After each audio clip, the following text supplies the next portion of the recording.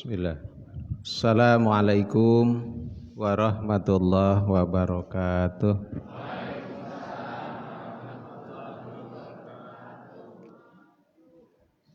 Alhamdulillahi haqqa hamdi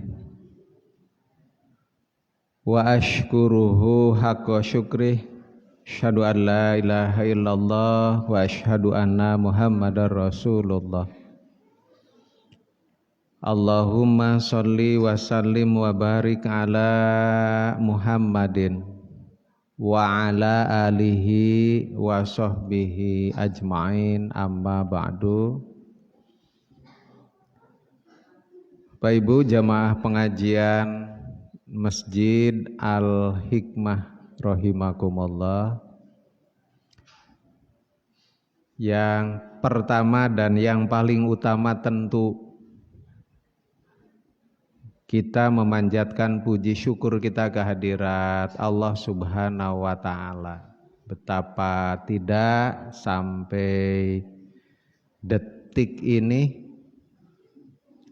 Allah masih menganugerahkan berbagai macam karunia kepada kita.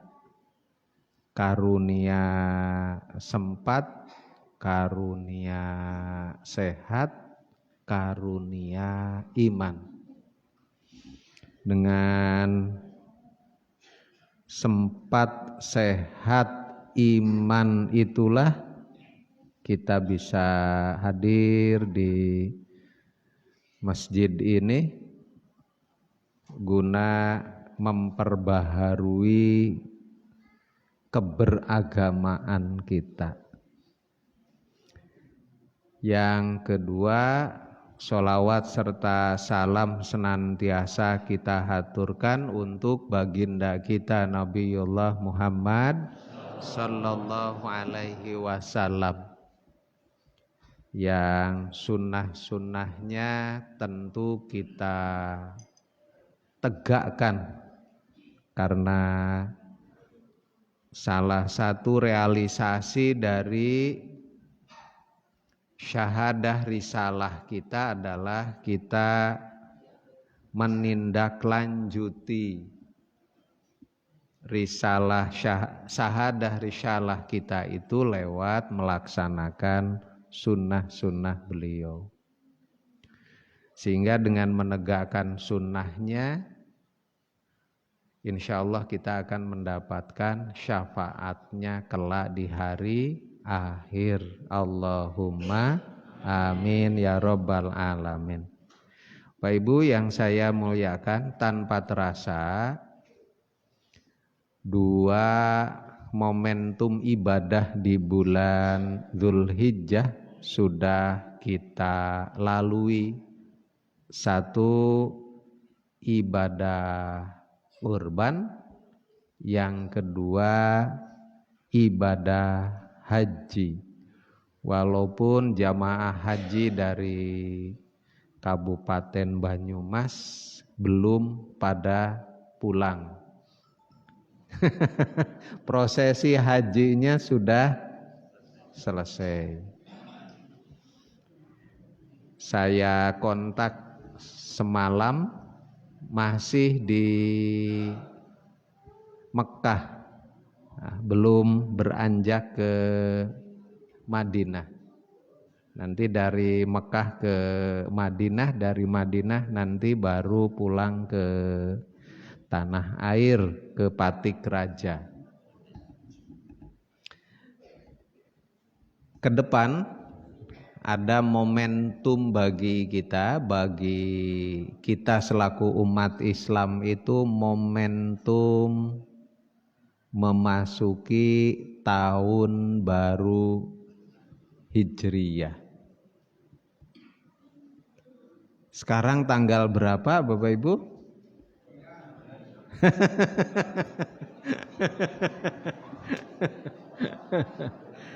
Iya. Jadi bulan Hijriyah itu asing di kalangan pemiliknya sendiri. Beda dengan kalender Masehi kayaknya kita hafal banget. Januari, Februari, Maret, April, Mei, Juni, Juli, Agustus, September, Oktober, November, Desember. Tanggal berapa bulan Juli sekarang ini, Bapak Ibu? Hafal banget. Kalau bulan Komariah, bulan Hijriyah, tanggal berapa bulan Zulhijjah sekarang ini? Kayaknya jangankan nginget tanggalnya. Nah, bulannya aja nggak hafal ya. Diawali dari bulan Syawal. Ngertinya lebarannya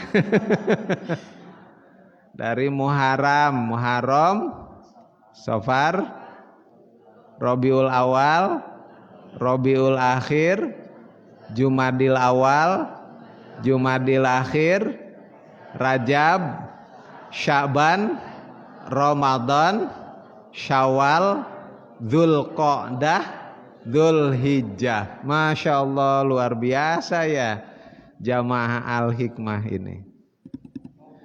Ya, karena posisi kita di tanggal 20, paling tidak 9 hari lagi nanti kita akan memasuki tahun baru kita. Nah, alhamdulillah PCM Patikraja memanfaatkan momentum itu untuk melaksanakan muscab. Nah, jadi tidak sepi ya. Memasuki tahun baru Masehi, akhir Desember mau mengawali Januari, ramenya luar biasa. Tapi mau memasuki bulan Muharram kok sepinya luar biasa. Jadi kita ini, kalender kita itu kayak asing di tengah-tengah kita. Bapak Ibu yang saya muliakan, padahal ibadah-ibadah kita ditentukan bukan oleh penanggalan Masehi. Ibadah kita ditentukan oleh penanggalan Hijriyah. Kapan kita mulai puasa di bulan Ramadan? Ya tanggal 1 bulan Ramadan. Kapan kita melaksanakan Idul Fitri? Tanggal 1 Syawal. Kapan kita melaksanakan ibadah kurban? Tanggal 10 bulan Januari, bulan Zulhijjah. Atau hari Tasyrik 11, 12, 13.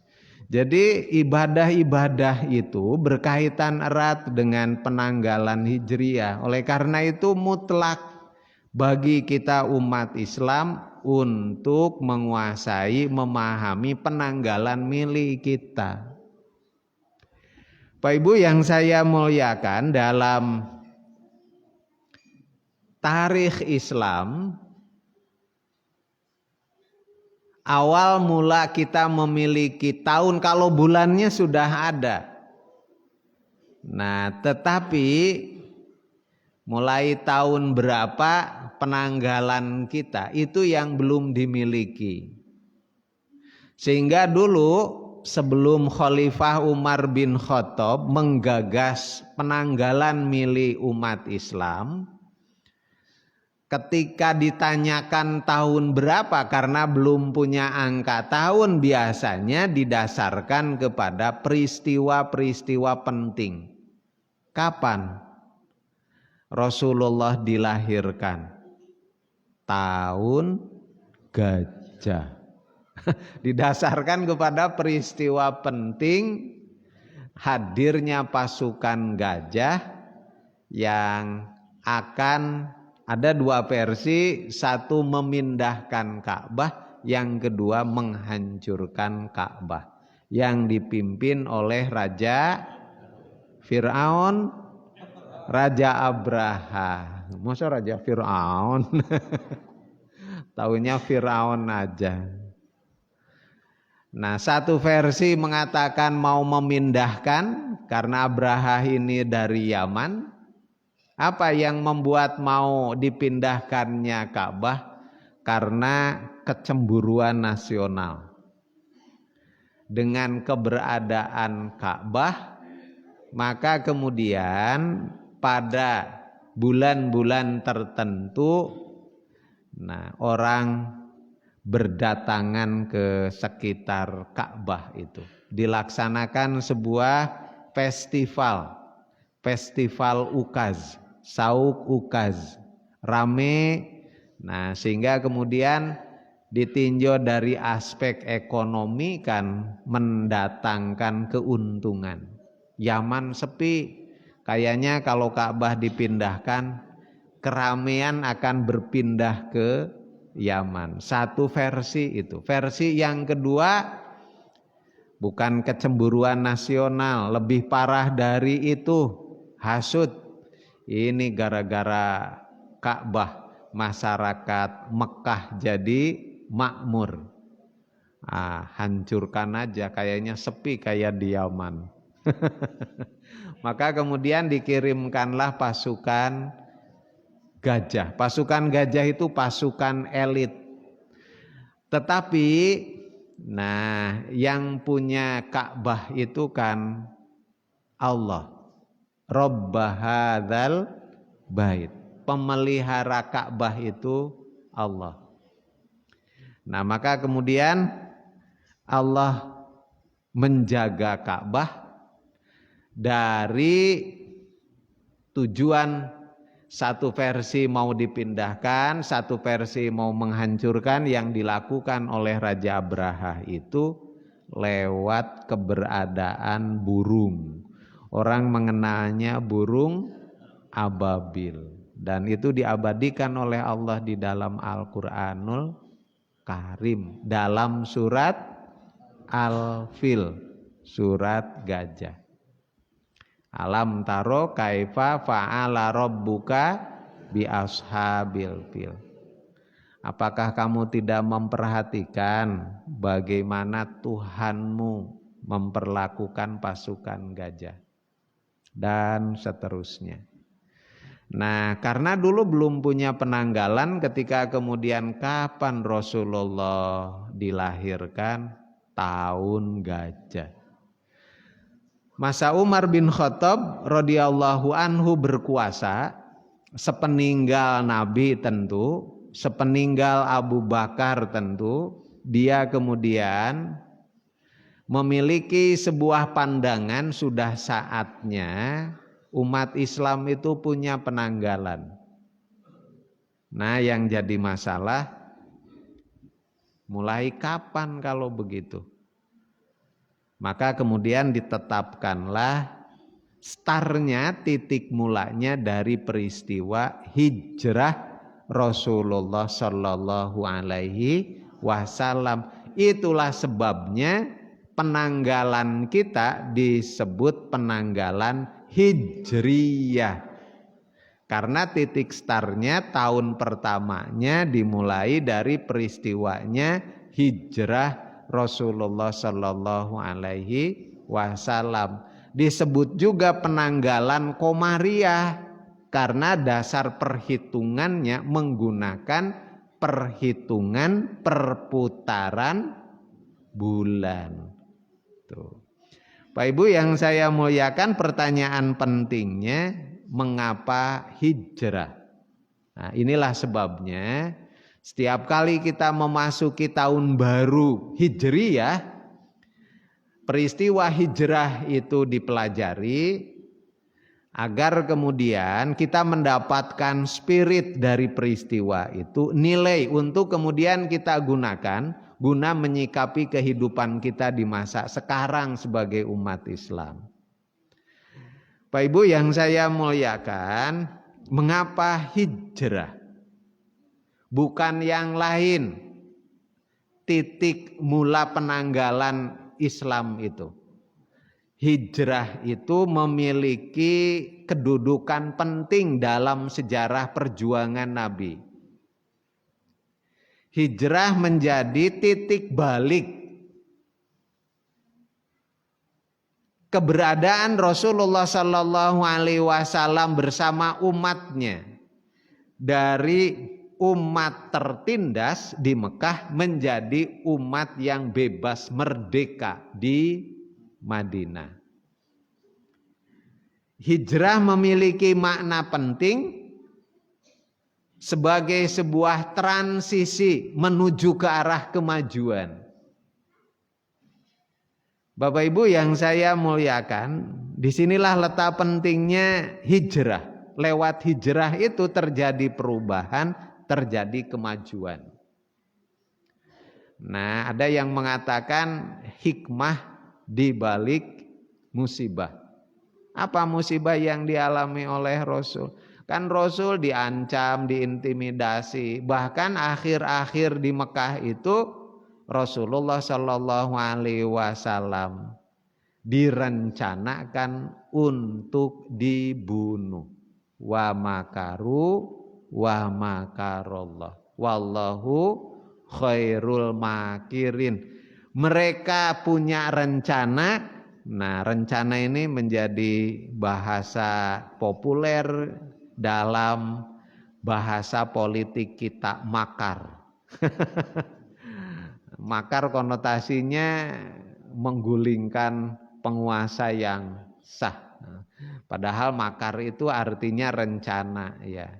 Tapi konotasinya memang jelek konteksnya dalam hijrah Nabi, ya. Karena mereka berencana untuk membunuh Nabi.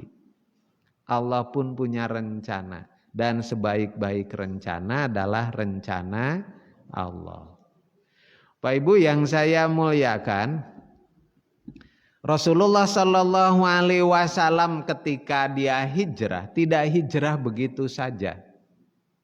Hijrah itu dipersiapkan. Disinilah letak pentingnya kita berjuang, itu menggunakan taktik, menggunakan strategi, tidak frontal asal berjuang. Karena Nabi memang mencontohkan seperti itu.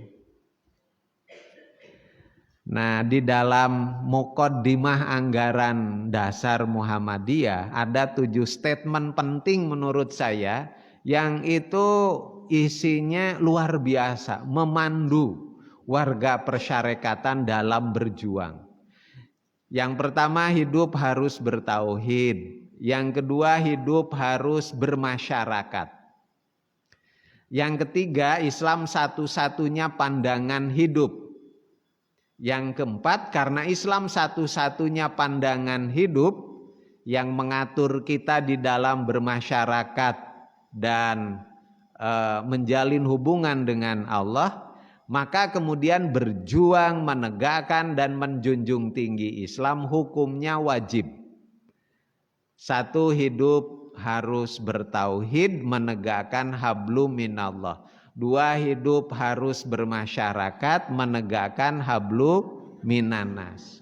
Islam satu-satunya pedoman dalam berhablu minallah dan berhablu minanas.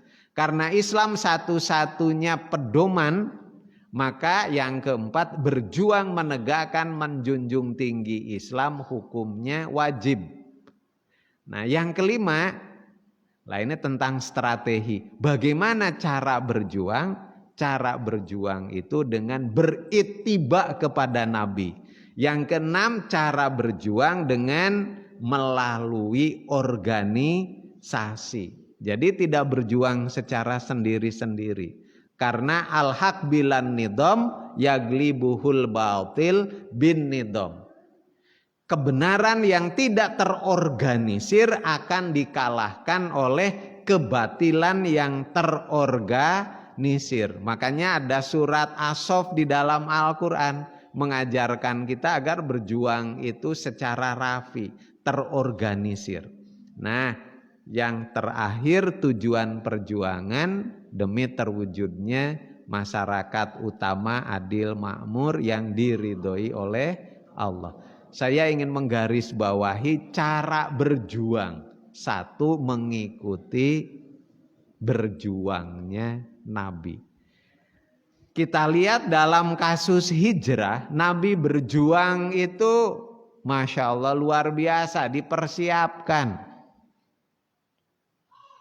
Bagaimana persiapan Nabi ketika hijrah? Nabi menyiapkan terlebih dahulu mengenai orang yang akan menempati tempat tidurnya. Jadi Nabi menawarkan kepada para sahabat, saya akan melaksanakan hijrah, tapi saya butuh bantuan seseorang yang nanti bertugas menempati tempat tidur saya setelah rumah saya ditinggalkan. Yang ngacung Ali bin Abi Thalib. Dia itu pemuda. Nah, disinilah letak pentingnya perjuangan, butuh peran pemuda. Nah, bagaimana kata Rasulullah Shallallahu Alaihi Wasallam ketika tahu orang yang ada di hadapannya Ali bin Abi Thalib bersedia membantu Rasul.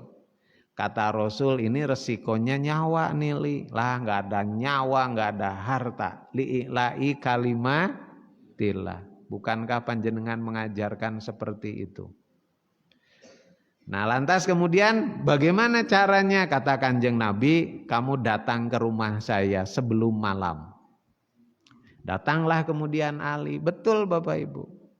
Nah, ternyata Nabi itu menerapkan taktik penyamaran dan pengalihan perhatian. Sebelum Nabi pergi, nah Ali diberi instruksi, nanti ketika saya pergi kamu tiduri tempat tidur saya, pakai selimut saya sebagaimana saya memakainya. Wah, ini menarik Bapak Ibu. Rasul kok bisa memiliki pemikiran seperti itu. Ini memberi gambaran tentang benarnya salah satu sifat Rasul, yakni paltonah. Ada yang namanya Bu Patonah?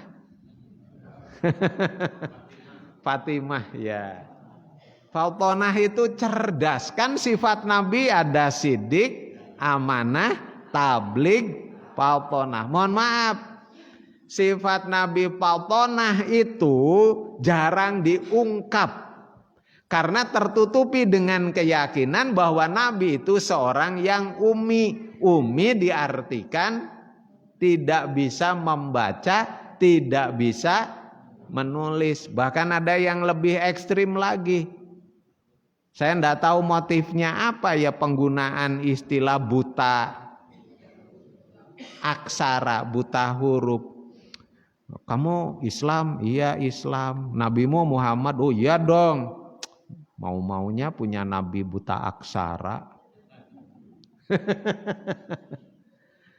Bapak Ibu yang saya muliakan, ada sebuah koreksian tentang makna ummi. Nah, selama ini kan kita mengartikan ummi itu tidak bisa baca tulis dalam arti umum. Padahal kalau kita pelajari konteks Nabiyil Ummiyi di dalam Al-Quran, itu konteksnya itu berkaitan dengan kitab sebelumnya.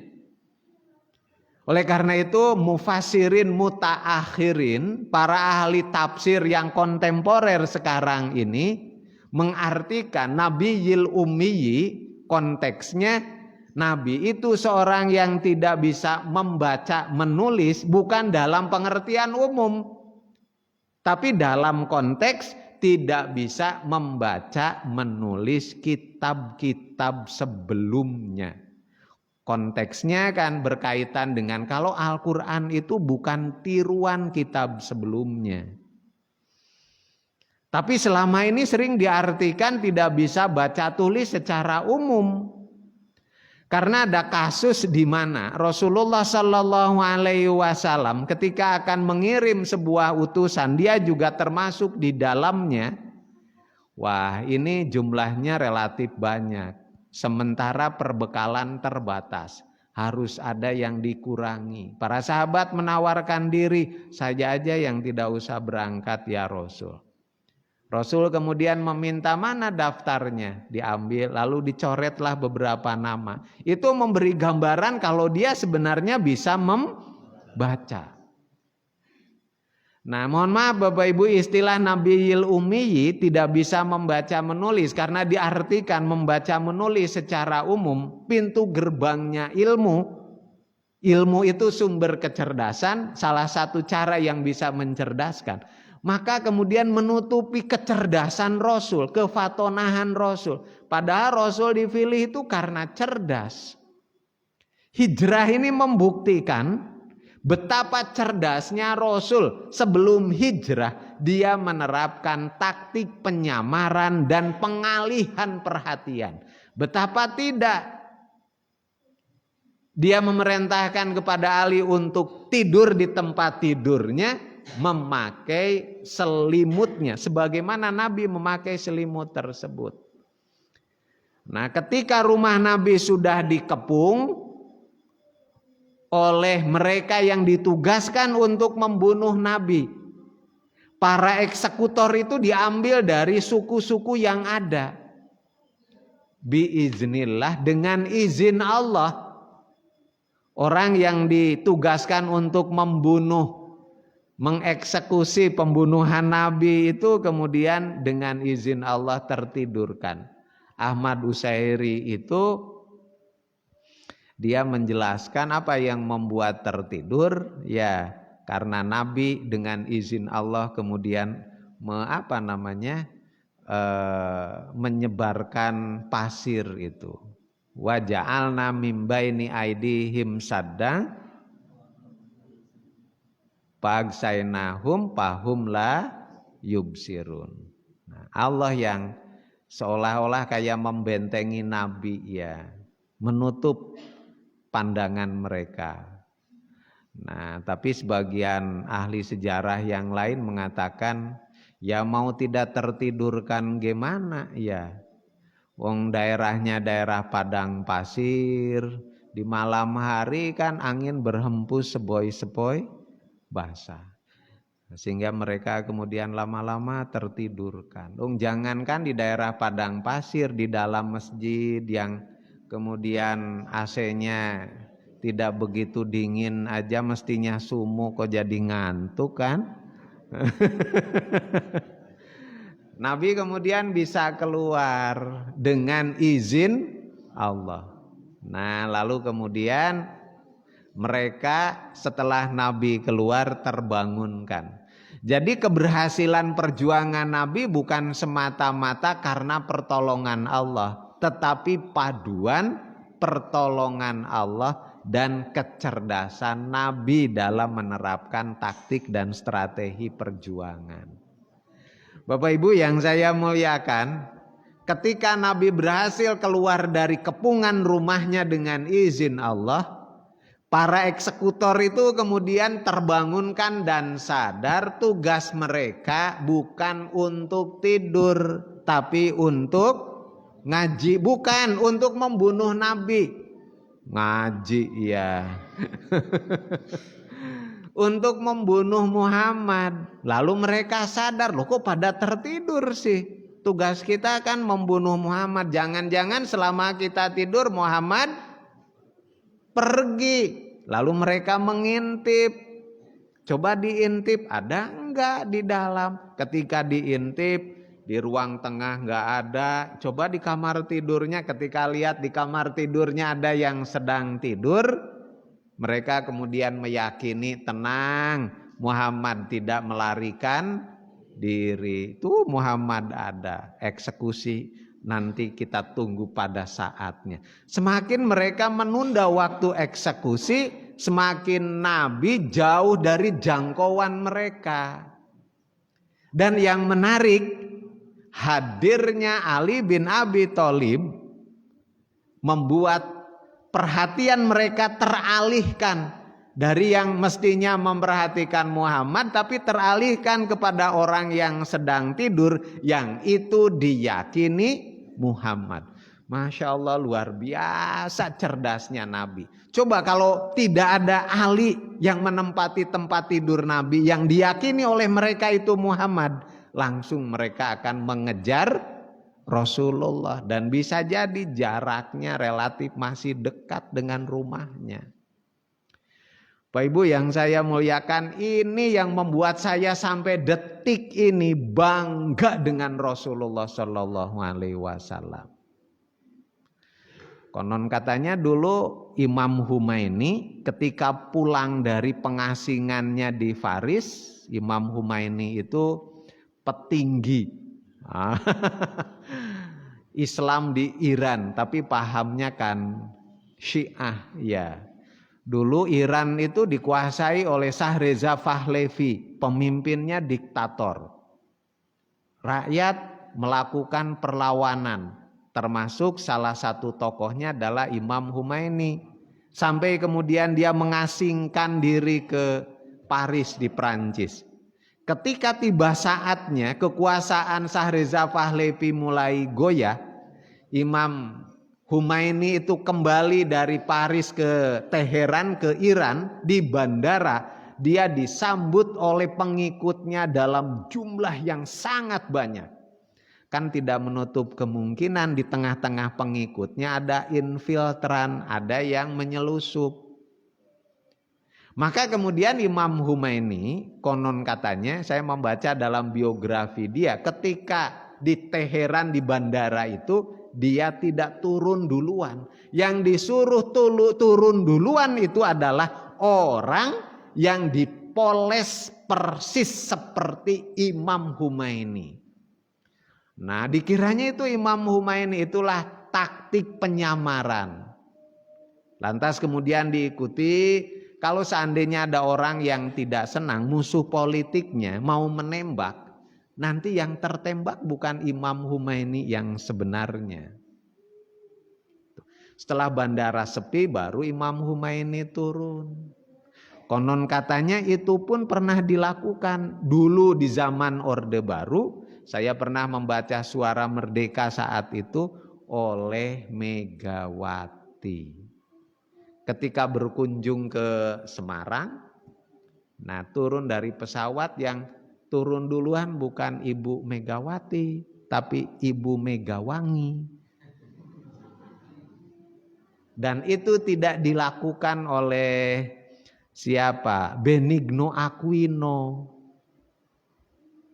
di Filipina. Dia pulang dari Amerika di bandara, ya turun dari pesawat. Ya dia ketika kemudian ada musuh politiknya menembak, matilah dia, Benigno Aquino yang sebenarnya.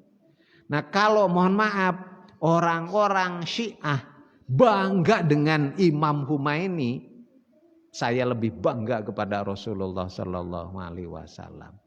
Mohon maaf kalau di sini ibu-ibu ya bangga dengan Ibu Megawati karena pernah melakukan taktik penyamaran. Saya lebih bangga kepada Rasulullah. Saya tidak tahu apakah Imam Humaini atau dulu Ibu Megawati ya itu terinspirasi dari perjuangan Nabi atau tidak. Wallahu a'lam bishawab. Tapi jauh sebelum kedua tokoh itu menerapkan taktik diversionis, Rasul sudah menerapkan taktik itu.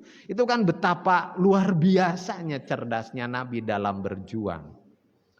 Memang tidak bisa dibandingkan ya Bapak Ibu, kecerdasan Nabi itu. Nah yang kedua Bapak Ibu, tidak hanya cukup sampai di situ, Nabi pun sadar. Ketika Nabi keluar berhasil dari rumah, Nabi jarak perjalanan dari Mekah ke Madinah kan jauhnya luar biasa. Pakai bis saja membutuhkan berapa jam ya? Bapak Ibu yang sudah pernah ke sana, sekitar 6 jaman. Saya nggak bisa membayangkan jika pakai kuda, ya pakai unta apalagi. Nah Rasulullah Sallallahu Alaihi Wasallam meminta kepada Abu Bakar, tolong ada orang yang ditugaskan untuk menghapus jejak kendaraan yang kita tunggangi. Abu Bakar tidak mau ambil pusing Bapak Ibu. Menugaskanlah putrinya Asma binti Abu Bakar. Caranya gimana? Kata Kanjeng Nabi, gampang. Nanti orang itu disuruh menggiring kambing di belakang kendaraan kita. Sehingga jejak kendaraan yang kita tunggangi tertimpa oleh jejak kambing yang digiring. Kalau yang ditugaskan Asma, ya yang digiring oleh Asma. Iya Bapak Ibu betul. Ketika Nabi berhasil keluar dari kepungan, lalu kemudian di belakangnya diikuti oleh kambing yang digiring oleh Asma binti Abu Bakar. Asma ini seorang pemudi, Bapak Ibu. Dari sini betapa pentingnya peranan pemudi dalam perjuangan Islam. Tadi Ali pemuda, makanya tidak usah heran di dalam organisasi sosial keagamaan ada yang disebut dengan ortom, organisasi otonom. Biasanya satu ada organisasi pemuda, dua ada organisasi pemudi. Di dalam Muhammadiyah ada organisasi pemuda. Apa namanya? Pemuda Muhammadiyah. Di dalam organisasi Nahdlatul Ulama ada organisasi pemuda. Apa? GP Ansor. Ada juga organisasi pemudi. Makanya di Muhammadiyah ada Nasyiatul Aisyah. Nah, Asma dulu peranannya penting. Ketika orang yang hendak mengeksekusi Nabi berhasil kemudian masuk ke rumah Nabi, mereka meyakini kan tadi orang yang tidur di tempat Nabi itu Muhammad. Tapi ketika kemudian mereka berhasil memasuki kamar Nabi, pedang akan dihunuskan, ya, tombak kemudian akan dikenakan kepada orang yang sedang tidur. Orang yang sedang tidur itu kemudian membalikan badannya. Kata Pak Haji Rahmat sambil berkata ciluk bakekok, ya. Kecolongan mereka. Oh, ternyata Ali bukan Muhammad. Kemana perginya Muhammad? Mana saya tahu, wong saya sedang tidur. Lalu mereka kemudian pergi mencari. Untuk mencari itu kan mereka menggunakan jejak. Jejaknya sudah ditutupi oleh jejak kambing. Mereka kehilangan jejak. Nyari tidak ketemu. Kata yang satu, jangan-jangan ini jejak kendaraan yang ditunggangi oleh Muhammad. Kata yang satu lagi, lah kamu mah blow on ya. Masa tidak menggunakan akal pikiran yang sehat? Emang menurut akal pikiran yang sehat gimana? Ini kan jejak kambing. Masa Muhammad pergi menggunakan kambing? Ya nggak mungkin lah. Masya Allah, luar biasanya Rasul, Bapak Ibu. Kalau seandainya tidak menugaskan Asma untuk menggiring kambing, terdeteksi tuh kemana perginya Muhammad. Yang ketiga, Bapak Ibu, rute yang digunakan oleh Nabi ketika hijrah bukan rute yang biasa digunakan orang bepergian dari Mekah ke Madinah, tapi rute lain, rute alternatif yang orang belum tentu paham. Dan menurut beberapa ahli itu didapatkan rute itu oleh Abu Bakar dari seseorang yang biasa menggunakan rute itu. Nah, lalu kemudian rutenya mana? Dari Mekah ke Gua Thur, dari Gua Thur baru ke Madinah. Di Gua Thur sekitar 3 harian. Nah, Bapak Ibu yang saya muliakan, yang menarik, Nabi pun meminta kepada Abu Bakar, orang yang bertugas untuk mengurusi akomodasi dan mengintai. Abu Bakar tidak mau mengambil resiko.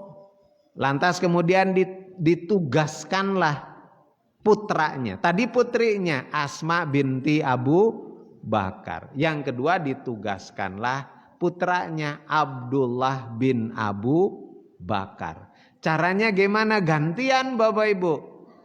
Asma dari pagi sampai sore itu pura-puranya menggembalakan kambing di bawah, ya, menuju ke arah Gua Thur itu.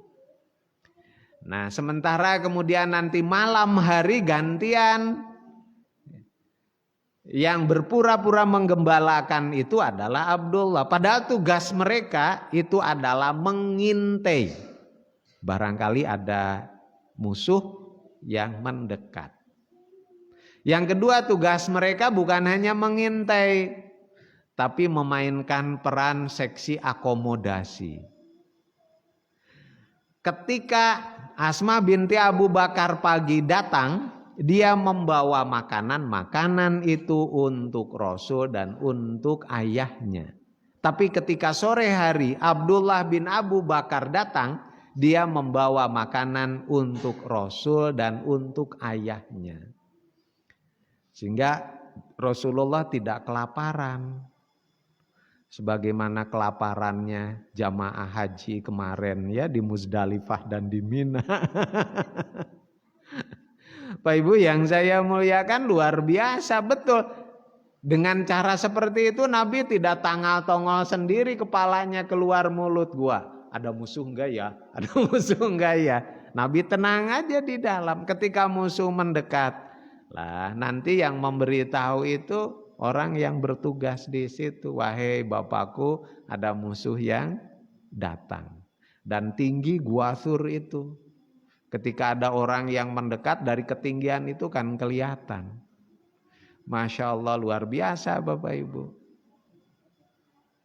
Nah, setelah 3 hari itu baru kemudian Rasul bersama Abu Bakar melanjutkan perjalanan ke Madinah. Sampai di Madinah. Nah, sebelum sampai di Madinah, Nabi singgah dulu di Kuba, lalu kemudian mendirikan masjid yang sekarang ini dikenal dengan Masjid Kuba. Baru sampai ke Madinah. Nah, yang menarik, apa yang dilakukan oleh Kanjeng Nabi ketika sampai di Madinah?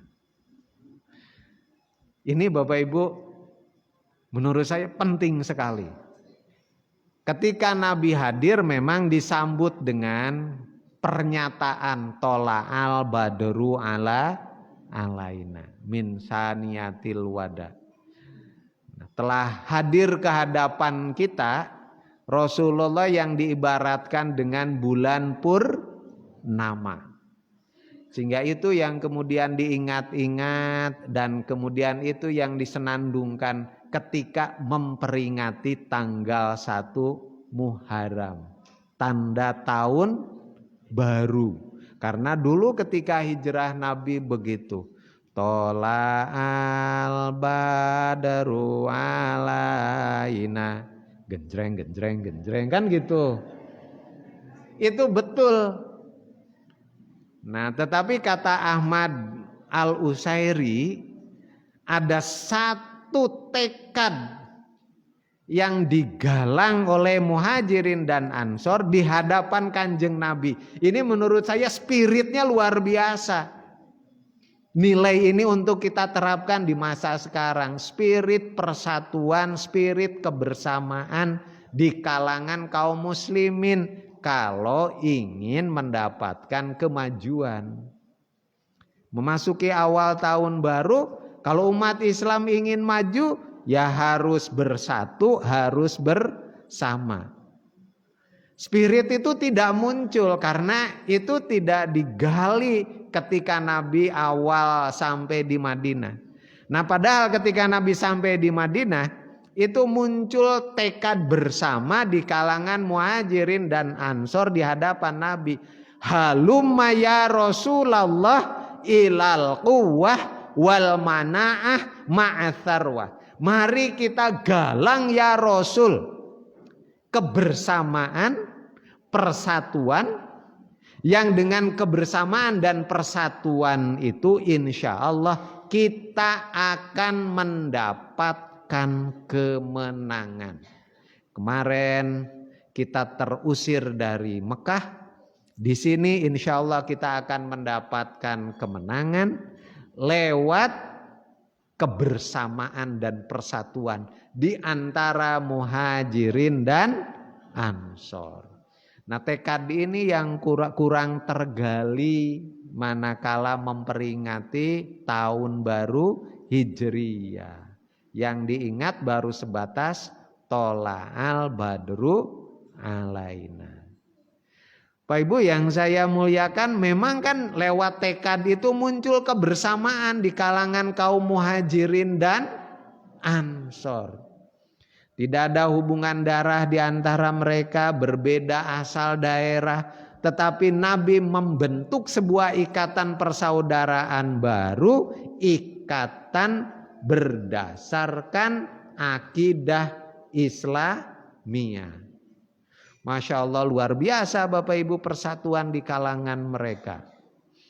Sampai-sampai kan ada kasus di mana seorang sahabat Ansor menawarkan kebaikan untuk sahabat Muhajirinnya. Panjenengan dari Mekah di sini akan tinggal lama. Dulu di Mekah itu kerjanya apa? Dagang. Kalau dagang, saya punya barang dagangan. Kalau nggak percaya, sini nih, ini gudangnya. Tidak hanya dipamerkan. Kalau mau berdagang, nah mari barang dagangan saya ini kita bagi dua. Sebagian untuk modal panjenengan, sebagian untuk saya. Lo kok diem sih?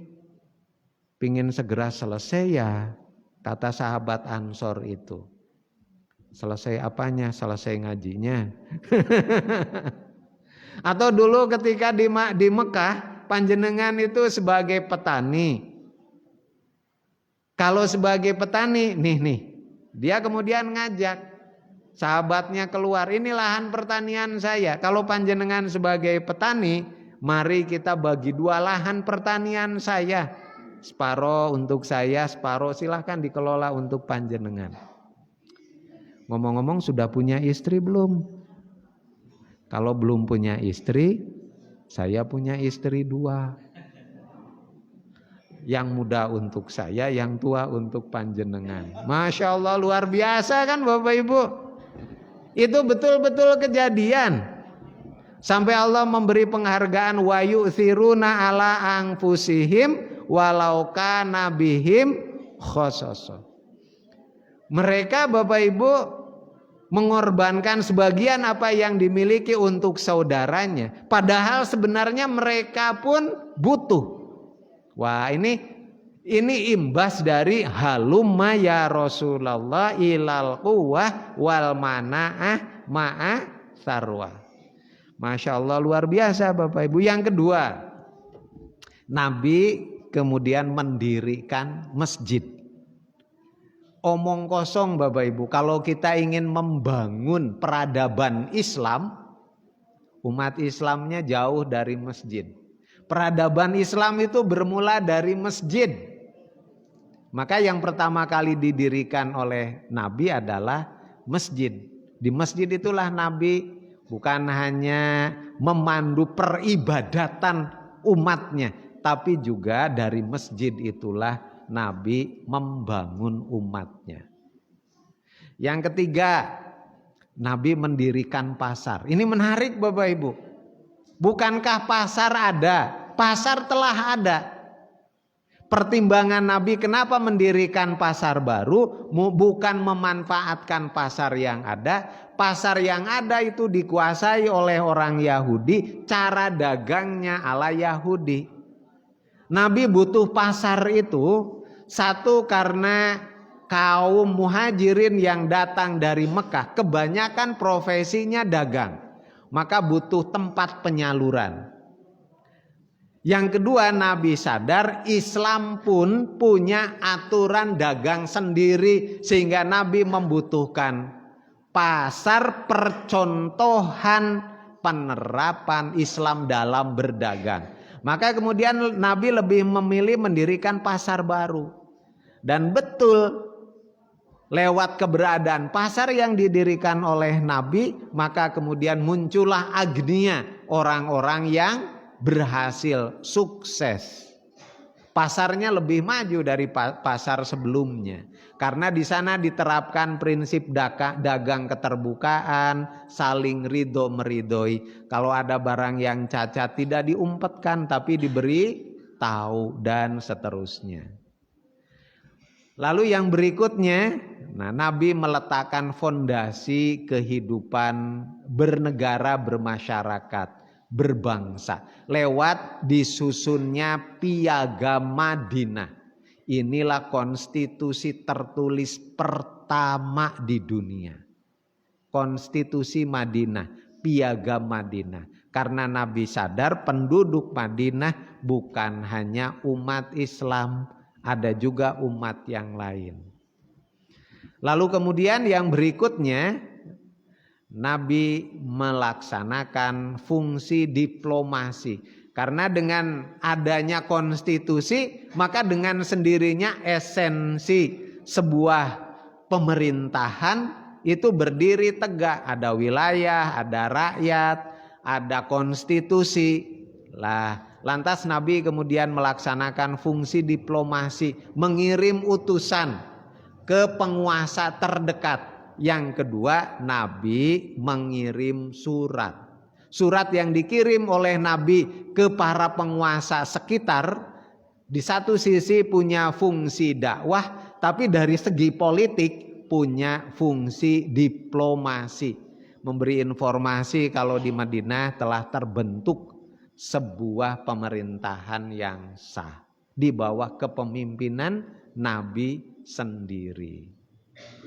Nah, Bapak Ibu, yang terakhir Nabi membentuk angkatan bersenjata. Fungsinya untuk apa dibentuknya angkatan bersenjata? Menjaga eksistensi masyarakat yang telah dibina oleh Nabi. Karena Nabi menyadari orang kafir Mekah, walaupun Nabi sudah pindah ke Madinah, mereka tetap melakukan konfrontasi, bahkan mereka kemudian melakukan penyerangan. Masyarakat ini harus dijaga, maka dibentuklah angkatan bersenjata. Terakhir Bapak Ibu, hijrah Nabi itu bukan pelarian Nabi dari medan perjuangan. Hijrah Nabi itu hanya pengalihan medan perjuangan. Buktinya setelah Nabi berhasil berdakwah di Madinah, Nabi kemudian melirik kembali kota Mekah lewat peristiwa Fathul Makkah. Nah, Bapak Ibu, bagaimana Fathul Makkah terjadi? Nabi mengirim pasukan dalam jumlah yang banyak, sementara penguasa Mekah yang tersisa tinggal Abu Sufyan. Abu Lahab sudah tidak ada, Abu Jahal sudah tidak ada. Ketika kemudian Nabi mengirim pasukan, memberangkatkan pasukan, Nabi memberi komando, tolong bergerak menurut komando saya, jangan sendiri-sendiri. Ketika memasuki kota Mekah, jangan membunuh hewan, jangan merusak tanaman, jangan mengganggu perempuan, jangan mengganggu orang yang tua renta, jangan mengganggu anak-anak. Masuklah dengan damai mengikuti komando saya. Rapih, terkendali Bapak Ibu. Ketika memasuki kota Mekah, Abu Sufyan sudah ketar-ketir Bapak Ibu. Muhammad sekarang membawa pasukan dalam jumlah yang banyak. Dulu terusir, bisa jadi sekarang dia mau mengusir saya. Kalau mau melawan kayaknya nggak bakalan kuat. Kalau begitu kata Abu Sufyan, pasrah saja deh. Kalau nanti pun diusir, nggak apa-apa diusir, wajar. Wong dulu juga saya membuat dia terusir. Tapi yang menarik apa yang dinyatakan oleh Rasul ketika sampai di Mekah? Dia menyampaikan sebuah ultimatum, wahai penduduk kota Mekah, Islamlah kalian. Bagi yang tidak Islam, tempat yang aman bagi kalian adalah rumah Abu Sufyan. Sebagian orang berbondong-bondong masuk Islam, yang belum berkenan masuk Islam, kemana mereka perginya?